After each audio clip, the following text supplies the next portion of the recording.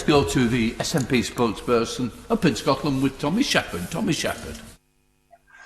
Mr. Speaker, it seems the Conservative Party's toxic political cocktail of British exceptionalism and arrogance has hit the buffers of the real world. We await Sunday, but if there is a deal, it will be a sordid and pitiful affair. Can the leader at least answer this? In what fashion will the government involve Parliament in this endgame? Will it put down a resolution, introduce a bill, table a statutory instrument, or simply make a statement which we can neither amend nor agree? And with 3 weeks to go, if the government does not yet know how it will present to Parliament our future relationship with the EU, isn't this not only a failure of statecraft, but a shocking level of domestic political mismanagement? It seems that the people of Northern Ireland will get to march to a European beat after all. In consequence, the government has withdrawn Part 5 of its internal market bill, but the assault on devolution remains. So can we have a debate on why Scotland is the only nation within the UK that is getting a hard Brexit against its will? If a bespoke solution is available for Northern Ireland, then why not Scotland? The arguments against are unconvincing. A border is a border. It has the same legal and economic status whether on land or on the seabed.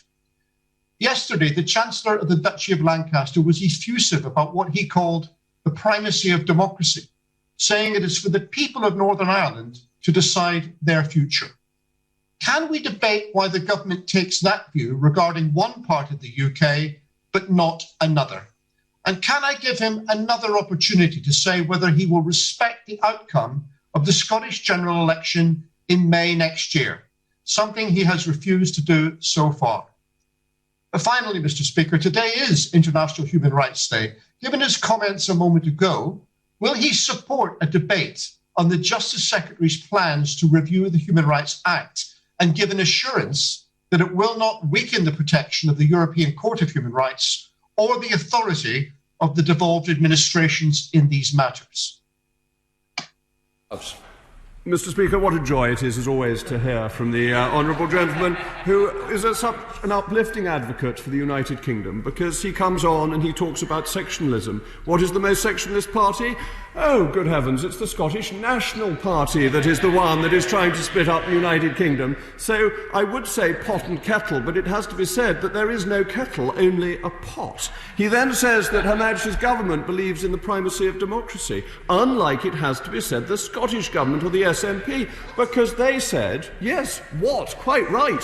The honourable gentleman doesn't believe in democracy. He's against it because there was a vote in 2014 which was a generational vote. Now, the honourable gentleman may think that a generation is the generation of the fruit fly, but I think the generation in question is the generation of a person, of a voter, and we have not got close to a generation.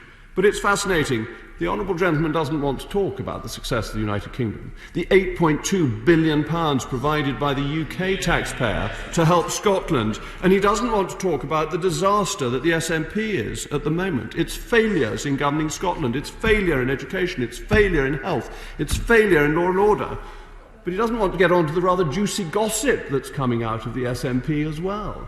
What do we have? That the chief executive of the SNP, when he's at home, never talks about politics to the First Minister. No, of course not. He only talks about cooking. Well, it makes it sound as if his household is even more old-fashioned than mine, because I must confess that in the Rees Mogg household we spend a lot of time talking about politics, and I must confess that it seems improbable that such a highly politicised family never talks about such interesting things. So Scotland is beginning to see through the SNP. We had a vote, the vote has been respected, and we also had a vote on Europe, and that vote is being respected too.